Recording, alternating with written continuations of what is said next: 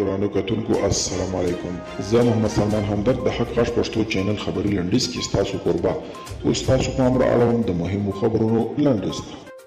د ختیځ زون دیني عالمان وایي د جګړې ښکېل لوري دي نوره جګړه بس کړي. یاد شاوخوا زر دیني عالمان د جلال آباد ښار په شیرزي لوبغالي کې راټول شوي او د سولې د روانو هڅو یې ملاتړ څرګند کړ.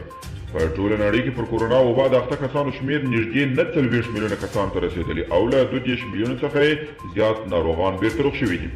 رویټرز خبري اژانس وایي چې د امریکا په ګډون نړیواله ټولنه به د جنیوا کنفرانس کې له افغانستان سره خپلې مرستې تر ډېر حده راکمې کړي. رویټرز خبري اژانس د دریو سرچینو له قوله ویلي چې ښایي نړیوال په جنیوا کنفرانس کې له افغانستان سره ډېرو مرستو ته زړه ښه نه کړي. د فرانسې ولسمشر ایمانویل ماکرون تېره ورځ په کابل پوهنتون د داعش برید غندلي او د پیښ له قربانیانو سره خپله غمرازي شریکه کړې. هغه زیاته کړه چې تعلیم د بشریت لپاره نړیواله مسله ده چې موږ ټول باید په ګډه سره یې ساتنه وکړو. د امریکا ولسمشر ډونالډ ټرمپ په خپله تازه وینا کې یو ځل بیا په ټینګار ویلي چې په ټاکنو کې له ده سره درغلي روانه ده، که نه نو د ده په وینا که قانوني رایې وشمېرل شي نو وایي ګټونکی دی.